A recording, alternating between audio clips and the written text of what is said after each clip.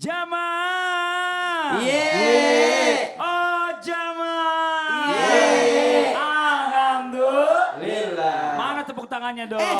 Li. Sapa Iya. dulu jamaah yang Ini datang. baru mau disapa. Ini jamaahnya dari mana, Bu? Sukabumi. Mana? Ibu Sophia mana? Nggak ada yang sempat Tunggu bilang. dulu. Iya. Tunggu dulu. Tadi kita terima kasih banyak dikasih apa tadi itu? Mochi. Salah. Kenapa? Dia kasihnya setelah imsak. Bahas dulu. Harusnya tadi Iya. dikasihnya sebelum. Tapi tema hari ini dulu kita bahas. mikirin Inilah mochi. namanya dunia terbalik dalam rumah tangga. Nah. Jamaah kasih makanan terbalik, setelah imsak baru kasih. Sesuai dengan tema. Tapi kita punya video tayangan nih buat jamaah yang di rumah. Cara suami ini membahagiakan istrinya dengan bikin warganet jadi mupeng. Mupeng itu kepengen, muka pengen. Coba kita lihat tayangannya kayak gimana sih yang bikin mupeng. Cara suami membahagiakan istri bikin warganet mupeng. Berikut ini video viral cara suami membahagiakan istri, ikuti semua pilihan keinginan, mulai dari dibelikan perhiasan hingga ajak ke salon. Sang istri pun bahagia seharian diberikan berbagai keinginan yang dipilihnya sendiri. Setiap keinginan yang terpenuhi terekam kamera dan viral di media sosial. Masya Allah, tepuk tangan dong. Loh, orang yang sebelah saya enggak ada, tadi ada di sini. Aku sudah duduk. duduk. Iya. Kira tadi masih ada di sini. Nah kita lanjut lagi, kita panggil Ustaz Syam aja. Ustaz Syam, tepuk Siap, tangan siap, buat siap, Ustaz siap, Syam. Ustaz Syam, Yeah. nih buat dari kita nih ya, buat para laki-laki nih banyak yang mungkin lagi pelit sama istrinya, menghemat-hemat, ternyata salah. Ternyata membahagiakan istri, menyenangkan hati istri, membelanjakan istri ini katanya bisa membuat rezeki semakin bertambah. Pokoknya beliin terus. Ibu-ibu langsung manggut-manggut. Katanya gitu ya. Tenang Bu, biar dijelasin Ustaz Syam. Tepuk tangan sekali lagi buat guru kita Ustaz Syam. Fadil Kami Ustaz Syam. guruku Ustaz Maulana Ustaz Ahmad Khan, Mas Fadli serta guru-guru kami yang dimuliakan Allah Subhanahu wa taala. Al-Qur'an surah Ali Imran ayat 159. A'udzu billahi minasy syaithanir rajim. فبما رحمة من الله لنت لهم ولو كنت فظا غليظ القلب لانفضوا من حولك فاعف عنهم واستغفر لهم وشاورهم في الأمر فإذا عزمت فتوكل على الله إن الله يحب المتوكلين.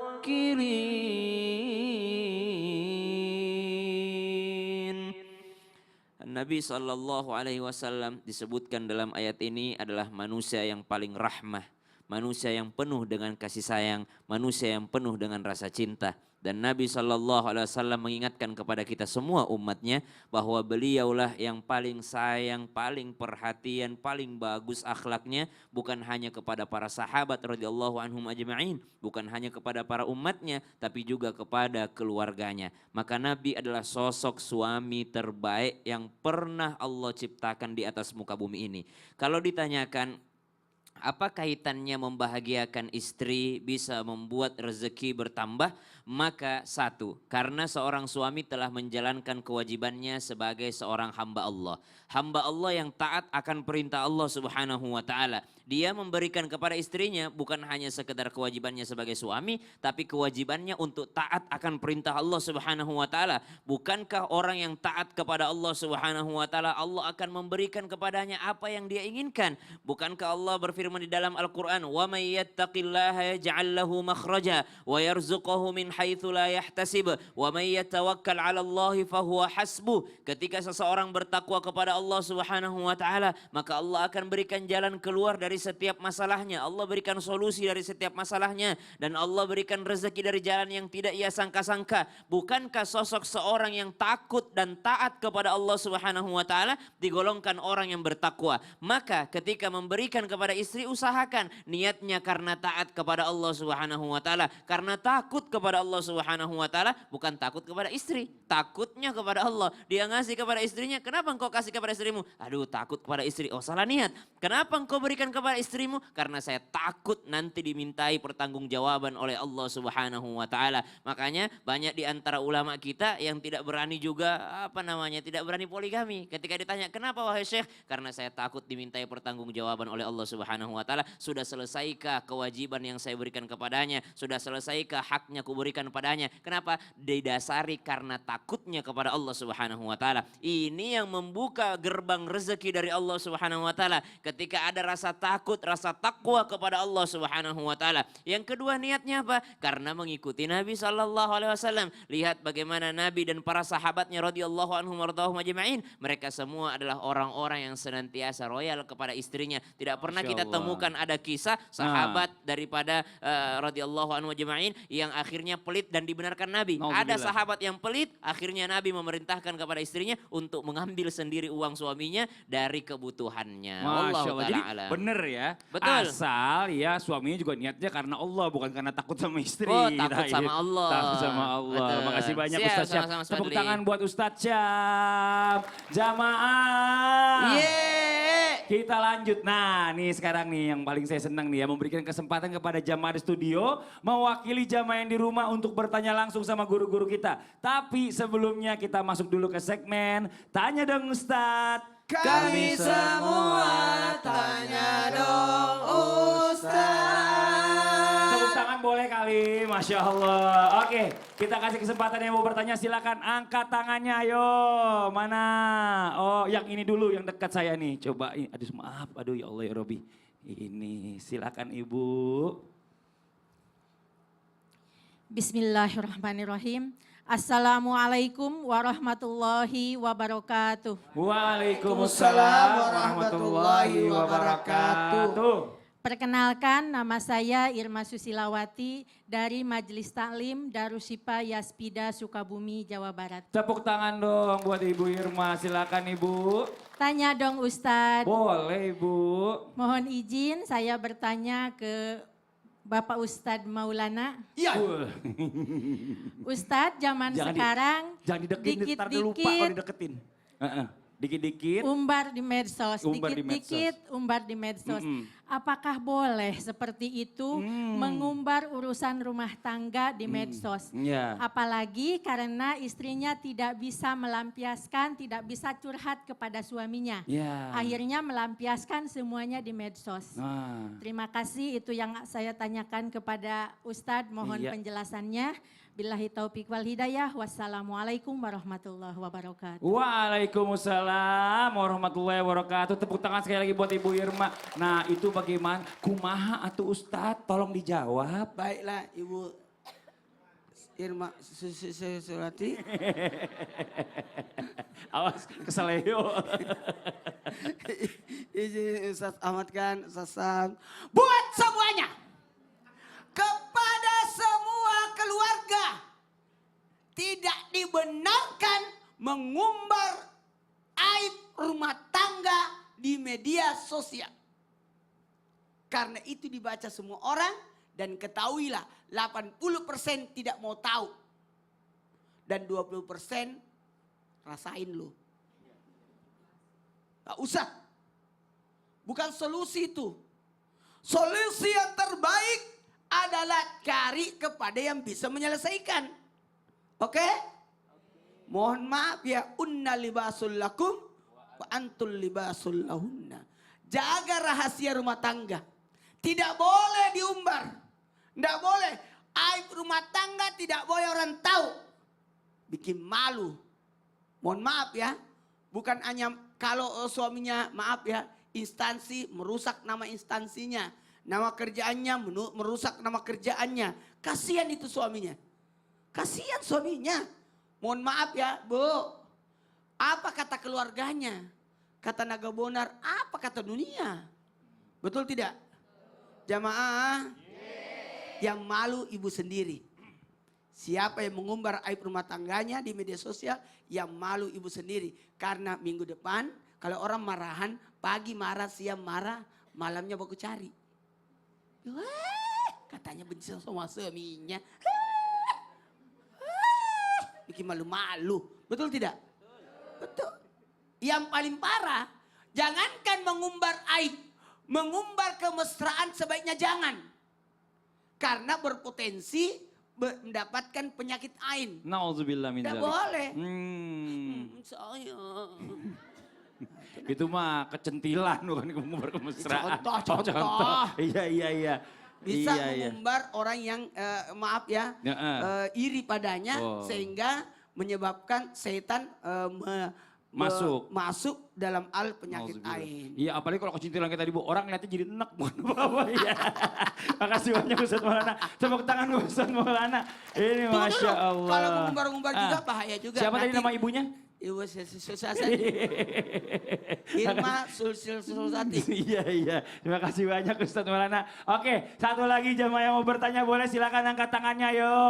Mana? Oh ini di belakangnya Ibu Irma nih. Boleh silakan Ibu. Iya sama-sama pakai kacamata soalnya. Bismillahirrahmanirrahim. Assalamualaikum warahmatullahi wabarakatuh. Waalaikumsalam warahmatullahi wabarakatuh. Perkenalkan, nama saya Rahma Mukarromah dari Majelis Taklim Darussifah Yaspida Sukabumi, Jawa Barat. Tepuk tangan buat Ibu Rahma. Silakan. Tanya dong Ustadz. Boleh. Mohon izin saya bertanya kepada Ustadz Ahmad. Ahmad Ahmad kan? kan? Oh, iya. Ini Ahmad kan? dipotong Bu. Ustaz Ahmad kan. Kepada Ustadz Ahmad kan, Iya. saya mau bertanya. Boleh Ibu. Saya suka kesel Ustadz sama suami saya. Mm. Kalau minta Baru tolong aja dia lebih dibilang jangan berat. diumbar aib, ngomongin lagi. Ini kan lagi curhat sama Ustaz. Ada orang, Eh. Kenapa Bu? Ada orang. Ya, Ada gitu. orang. Kalau bukan? minta bantuan Ah. suaminya suka kesel karena suaminya itu lebih berat sama HP-nya. Oh. Gitu. Bagaimana caranya agar istri itu kalau minta bantu kepada suaminya dijawabnya tidak jawaban nanti gitu loh Ustaz. Terima kasih Ustadz. Wassalamualaikum warahmatullahi wabarakatuh. Assalamualaikum. Tepuk tangan buat Ibu Rama. Coba yang sering main HP duduk dulu. Main HP sampai ketiduran tangannya begini Bu. Ini bisa begini main HP. Saya pergi haji lah, dia jadi saya tahu banget Jadi sifatnya. dia bukan nonton HP, ditontonin HP. Iya, silakan dijawab Ustaz Ahmad kan, fadhal. Jamaah Islam itu indah yang dirahmati oleh Allah Subhanahu wa taala. Kalau kita memiliki masalah di dalam rumah tangga seperti seorang istri memiliki suami yang kurang kepekaannya. Ketika istri meminta bantuan kepada suaminya lalu kemudian suami lebih sibuk dengan gadget atau handphonenya. Saya dapat ilmu dari salah satu narasumber kita juga di Islam itu Indah, yaitu Dr. Aisyah Dahlan. Beliau berpesan, kalau seorang suami dipanggil-panggil tidak menjawab panggilan istrinya, maka istri hendaknya mendekat atau mendatangi suaminya untuk mencolek ataupun menyentuh suaminya. Karena dengan dicolek atau disentuh suaminya, maka dia akan segera untuk bisa menjawab panggilan istrinya. Ya, ini salah satu cara yang paling efektif. Paling apa? Efektif. Efektif. Ketularan Ustadz Maulana. Iya, namanya Ibu Irma Susati. Itu cara yang paling ampuh ya ketika kita mau memanggil suami. Jadi jangan sampai kita panggil-panggil, kita teriak-teriak berkali-kali sampai akhirnya kita kesel sendiri ya Bu ya. Makanya mendingan kita samperin aja suaminya. Colek dia, "Bang, tolongin saya dong Bang, tolong pegangin anak dulu nih, saya lagi masak bentar lagi takutnya keburu gosong." Ya, atau yang lainnya. Ya, dengan cara-cara seperti ini salah satu cara yang paling bagus untuk suaminya itu meninggalkan gadgetnya atau handphonenya. Nah, untuk para suami, hati-hati, handphone itu adalah salah satu alat yang kita gunakan untuk kebutuhan kita. Tetapi jangan sampai kita diperalat oleh handphone. Kita harus pandai mengendalikan waktu kita, jangan justru malah kita disibukkan hanya untuk handphone. Dan usahakan kalau sudah kita berada di dalam rumah, maka handphone itu bukan menjadi sesuatu yang terus-menerus bersama kita. Karena di zaman sekarang banyak kejadian, kalau zaman dulu itu biasanya suami ketika tidur, maka yang paling terakhir dilihat adalah wajah istrinya. Begitupun sebaliknya, istri dulu kalau tidur biasanya yang terakhir dilihat wajah suaminya. Begitu juga ketika bangun, yang pertama dilihat adalah wajah suami atau istrinya. Tetapi sekarang dunia terbalik di dalam rumah tangga. Kenapa? Di zaman sekarang ketika suami bangun, istri bangun, yang pertama dilihat HP.